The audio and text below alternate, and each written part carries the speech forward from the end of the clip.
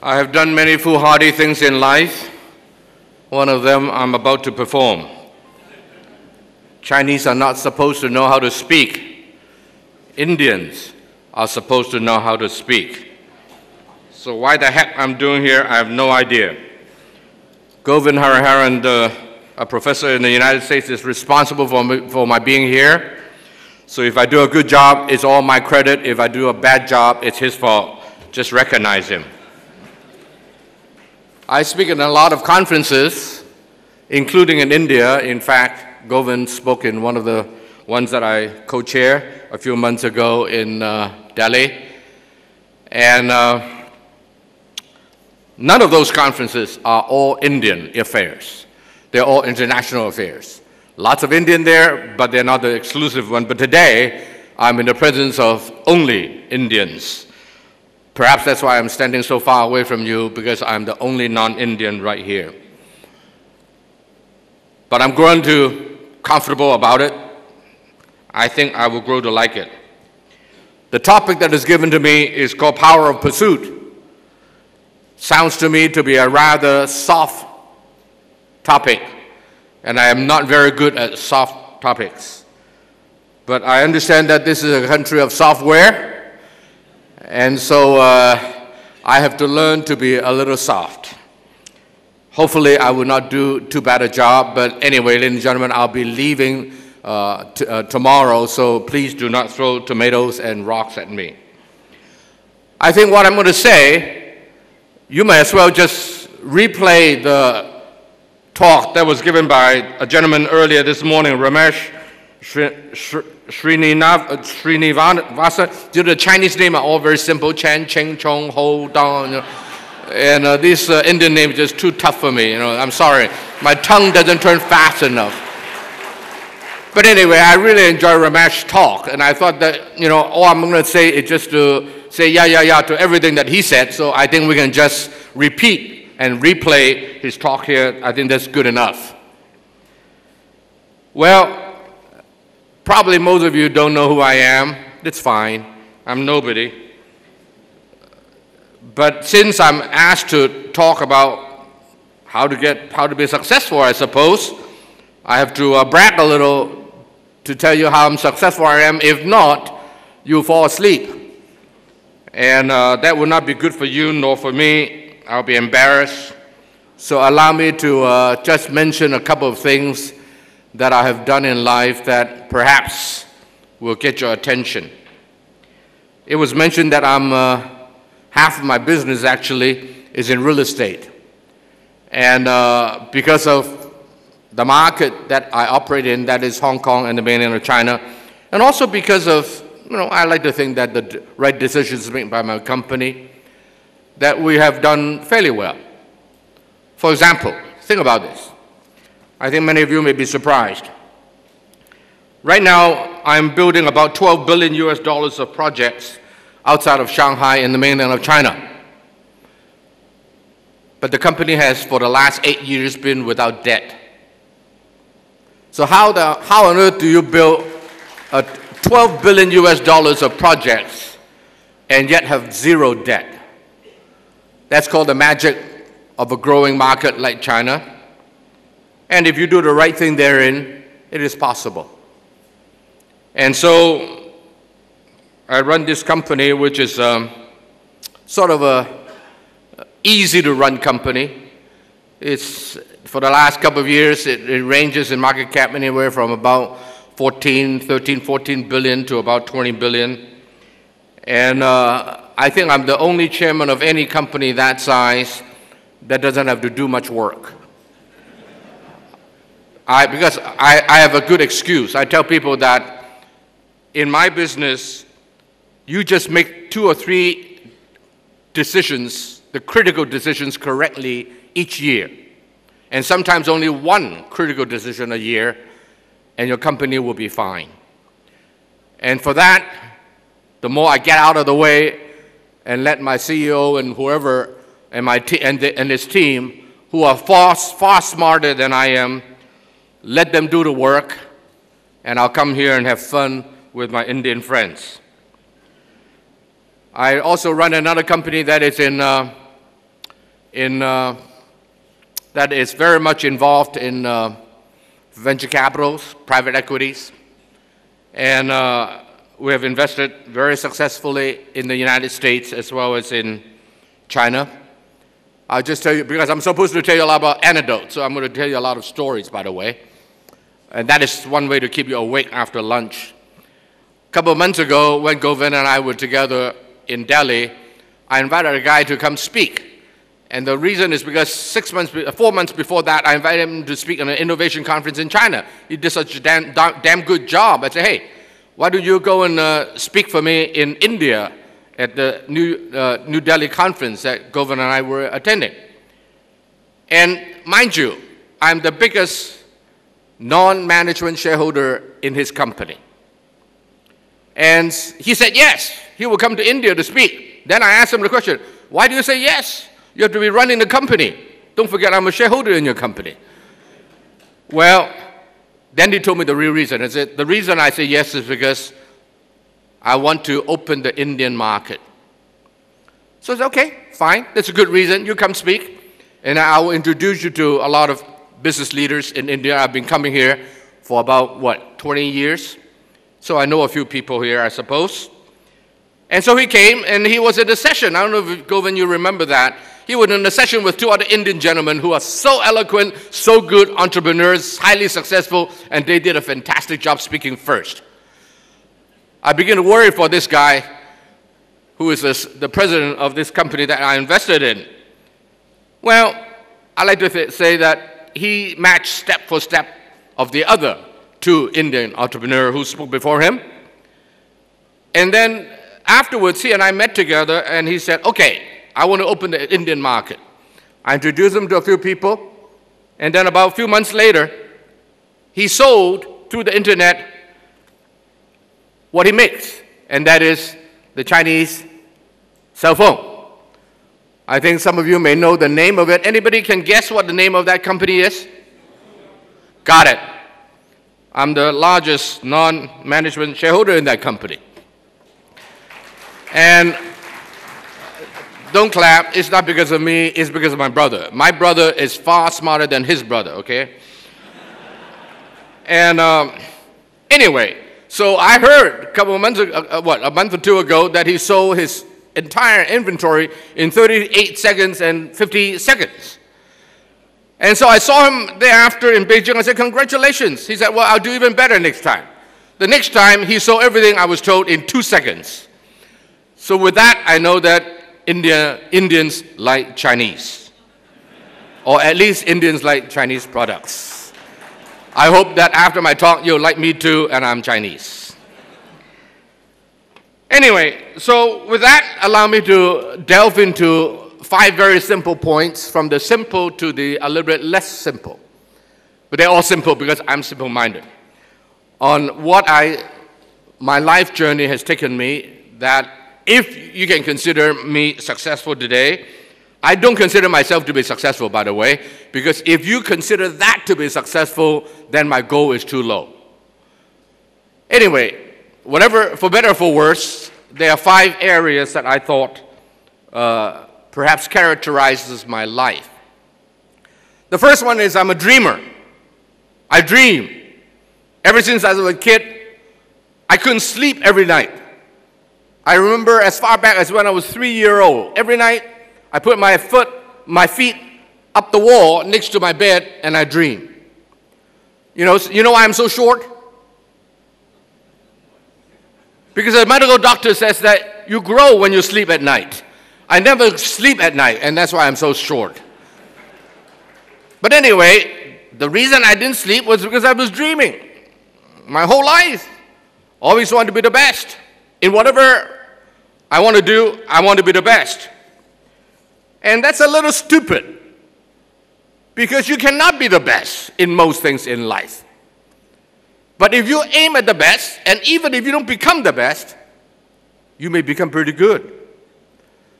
And in a world that is full of mediocrity, perhaps a little good is sufficient in a world that is really not that good. So I think that the first thing I would say that characterize myself is I'm a dreamer. I came in here and I saw a sign. I'm sorry, Lakshmi, you are the chairman of, you're the vice chairman, and one of the co-founders of Cognizant. I hate to mention this name, but anyway, on the sign, as I was walking in, there was a sign by Premji of Wipro. And I love what it says. I apologize, Lakshmi. It says that if people don't laugh at your goal, then your goal is too small. I like that. It's a good one. Have a big goal, and even if you don't achieve everything, you achieve something. That's the first point. The second point is, you may be surprised to hear this. Be a little foolish. Is that Ramesh sitting there? Is that Ramesh? Why do you just come up here? Hey, ladies and gentlemen, have Ramesh come up here and talk, and I sit down. How about that?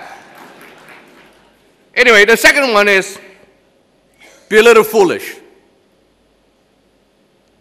I'm born stupid. But I think that there is certain virtue to being a little foolish. Don't calculate everything to the last penny. Life oftentimes doesn't work that way. Forget about economics when it comes to personal things. Just do your best. Be a perfectionist. Attend to details, as Ramesh says. And don't worry too much about the results. That's exactly what you said, right, Ramesh? I'm just repeating you, right? Lakshmi reminded you that I serve on a board of Motorola. He was kind not to mention that I also serve on the board of another company called Enron. I was on the audit committee. By the way, any company that I serve on, the company goes down. You can interpret it two ways, either because I left the board, or because I joined the board. I'll leave the decision to you. But Motorola, I remember 40 years ago, started a thing called Six Sigma. You remember that? That means you have to be close to perfection, 99.9999, whatever. And I look around the world, I said there are two countries. It is hardwired into their DNA, it seems, that by DNA, by the genes, they go for Six Sigma. And those countries always win. One is Japan, and the other is Germany. They went through Second World War, went to hell, because they are hardwired with Six Sigma, if you will. They will always rise again. As long as they don't get too prideful and henceforth again.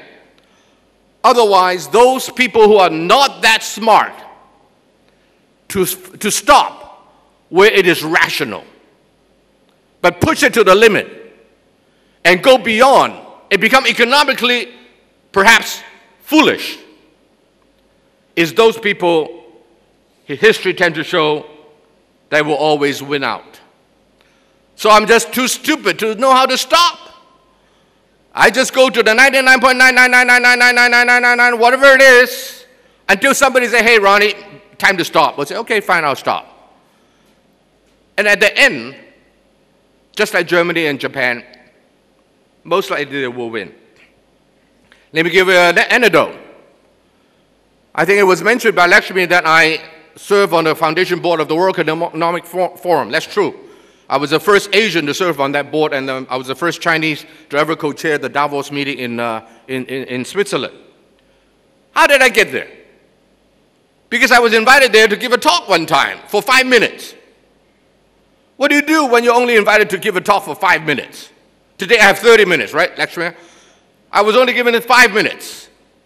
Well, it's a long ride from Hong Kong to Davos. You have to change planes a couple of times. At the end, it probably take you 20 hours. I'm too stupid to know I shouldn't do that. But I do it anyway. I prepare for 20 hours for a 5-minute talk. Now, if you're as stupid as I am, if you prepare for 20 hours for a 5-minute talk, you'll do a good job. So at the end, I impress the hell out of everybody. Not because I'm smart, but because I'm dumb. I don't know how to stop. I just take every minute of those 20 hours on the flight, prepare for a 5-minute talk, and impress the hell out of everybody. Next time, I'm given maybe 8 minutes. What do? Prepare for 20 hours for the 8 minutes. Eventually, I became pretty good at it. And I was asked to, every year in Davos, to chair a plenary session. Eventually, they thought, well, this guy got something to say. Perhaps we should invite him to the board. So I suppose some people succeed because they are smart. No question about it. If I have a choice, I will choose that.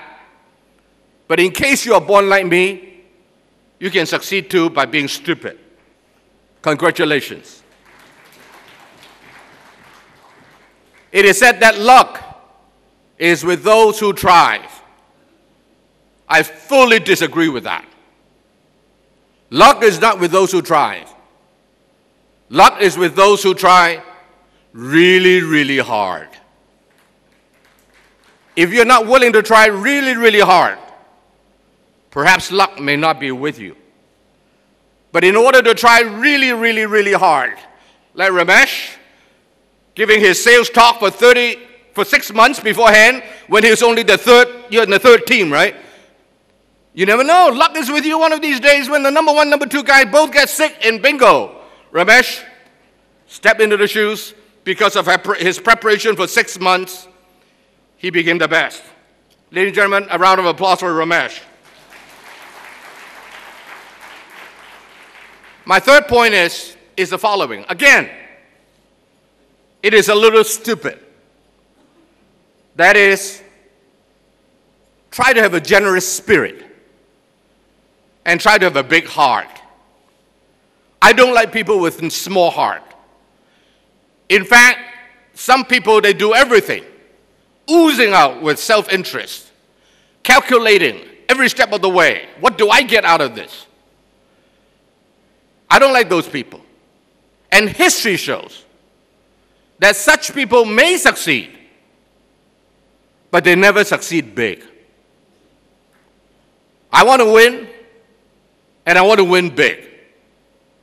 I'm not satisfied to win. I either don't win or I win big.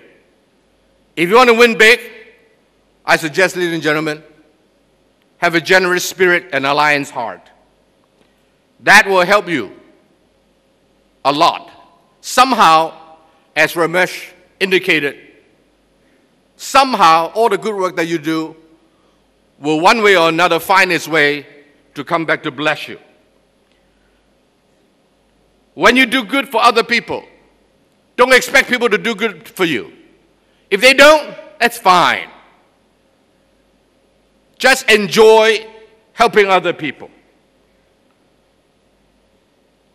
I can tell you many, many stories for all the philanthropic works that I do. Most of them was not mentioned by Lakshmi because they are not necessarily the biggest in dollar amount. But I have many, many heartwarming histories that enriches my life, and why I have the chance to tell it, enrich other people's life as well. So don't be self-centered. Do what is good for the task at hand. Do what is right for the company. Do what is right for society. And somehow, I believe, luck will be with you and you'll be blessed. Number 4, I told you I'm a stupid guy. Well, maybe I shouldn't say stupid. I'm foolish. I'm a foolish fellow.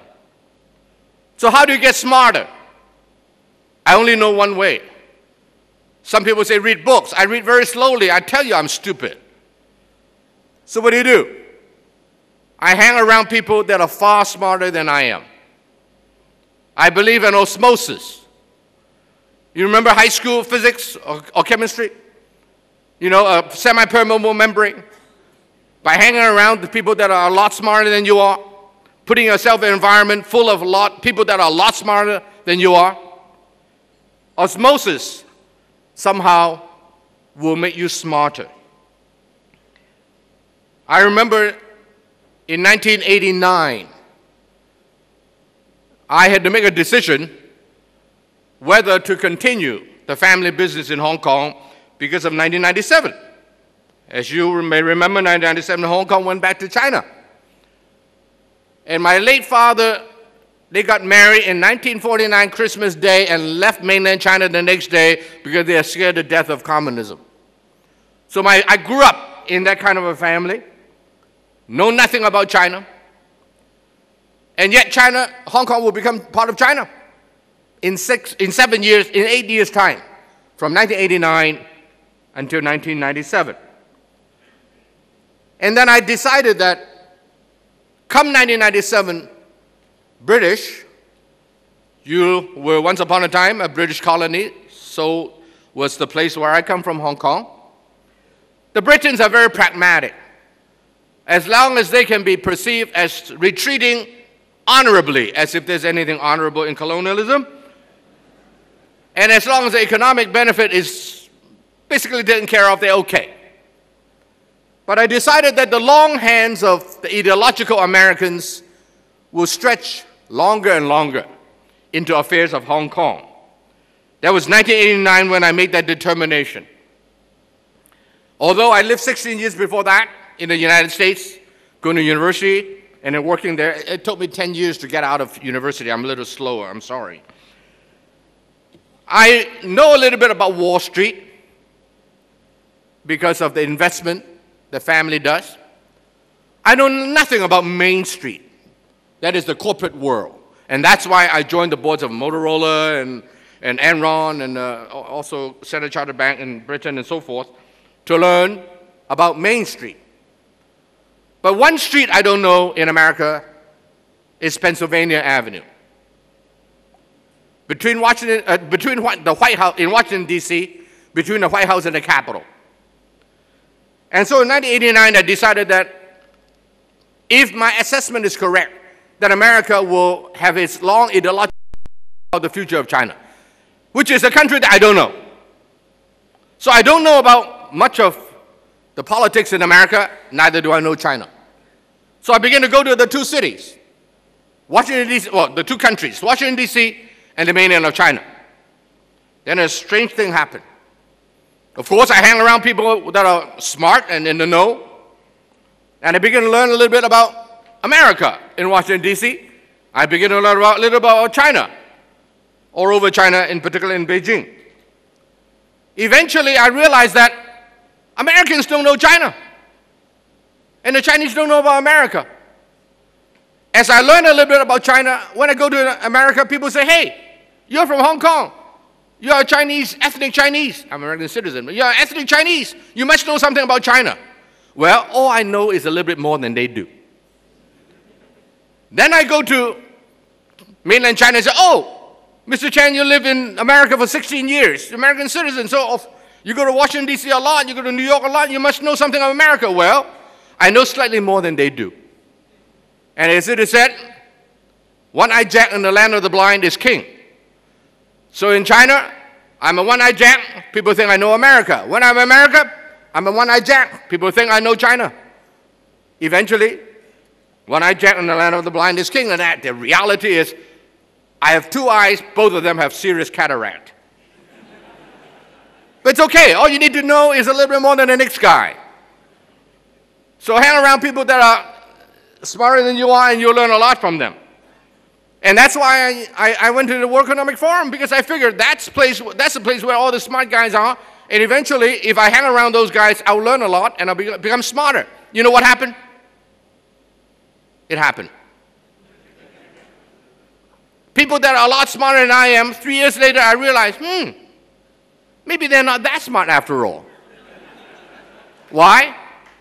Because I've been learning from 10 people, and the other 9 taught me things that make the first one look perhaps not as smart as I originally thought. So learn from everybody, especially the smart guys. Why I'm here in India? I heard that there's a lot of smart guys in India. Okay, my last point. My last point is that I think it is very important for any of us who are in business, be it high-tech or not, that we must have the proper worldview. Your worldview will determine how you look at things. Your worldview will determine how you analyze things. And having relatively a more accurate worldview that reflects reality is at the end important to our success. The biggest impediment, in my opinion, and from my observation and experience, to having a more realistic worldview that reflects reality is ourselves. Our own history, our own culture, our own background, our own experience, our own personality. All those things, if you will let them, they will affect your worldview, which may not be that brilliant and may not reflect reality. So somehow, in my experience, if I can somehow elevate myself from my own experience, from my own background, from my own culture, from my own personality, from my own past experience, perhaps I have a better chance of gaining a worldview that will help me understand better the world and hence better predict what may or may not happen in the future. So if you were to have to drop experience, background, history, culture, personality, if you have to drop that, what can you pick up? On the other hand, the only thing from what I can tell is history. The only thing that can more or less predict the future if you know history. But the problem is everybody reads history differently. From what perspective? From what dimension do you read history? In this regard, I bring to your attention three people. In my opinion, these three people are the best in the world in terms of geopolitics, in terms of understanding the overall condition of the world. And they are all Jews, by the way. One from America, one from Europe, and one from Asia. In my travel, attending this and that, I found that there are three people from which I can learn a lot. Every time I listen to them, the way they think, the way they look at the world is somehow different from everybody else I know. It is higher than everybody I know. And as a result, it is perhaps the best indication of where the future may lie. Who do you think are the three people I have in mind? Anyone want to venture a guess? Three Jews. One America, one Europe, one Asia. Who's the American?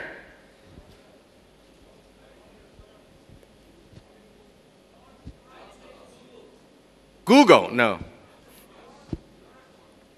In my opinion, it's Dr. Henry Kissinger. Who's from Europe? I don't think that you'll be able to answer because most people don't know that he is Jewish. But in 1990, in the hills of Switzerland, he told some of us, that is Helmut Schmidt, the former Chancellor of Germany. He was born 1918, I believe. So he's now he's turning 96 in about a month's time. Who's the Asian? Now, that's a hard one.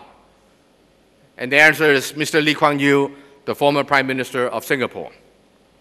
But of course, you will challenge me and say, why is he Jewish? My answer is, every Chinese is a Jew.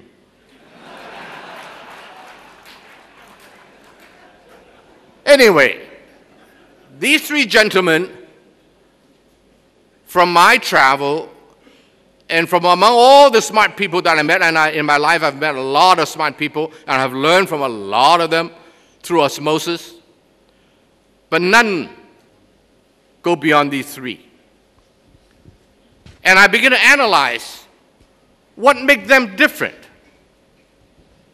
And then my conclusion is the following. They all read worldview according to the same dimension. And that dimension is human nature. They read history in light of human nature. They read current affairs according to human nature. I suppose the best way to analyze, to present this is to give you the opposite example. I have to end. The opposite example, is someone I also know, is President Jimmy Carter. Jimmy Carter is a Christian. That's okay, I'm a Christian too. But he is of a different kind. He thinks that the world is perfect, or at least can become perfect. If you try hard enough, it will become perfect. So everybody has enough good in him that sooner or later, the good will come along and overtake the bad. The reality is it never happens. The 20th century is the most bloody century mankind has ever seen.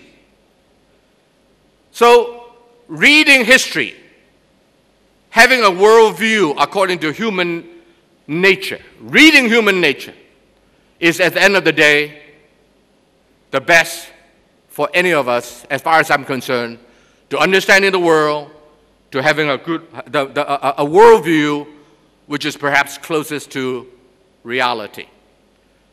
So with that, I better end. I think my time is up. I just want to thank all of you, in particular Lashmi and Govind, for inviting me here, sharing just a few thoughts. None of them are new. They're just supporting what Ramesh have said. Be a dreamer. Be a little foolish. Be generous. Learn from the smartest.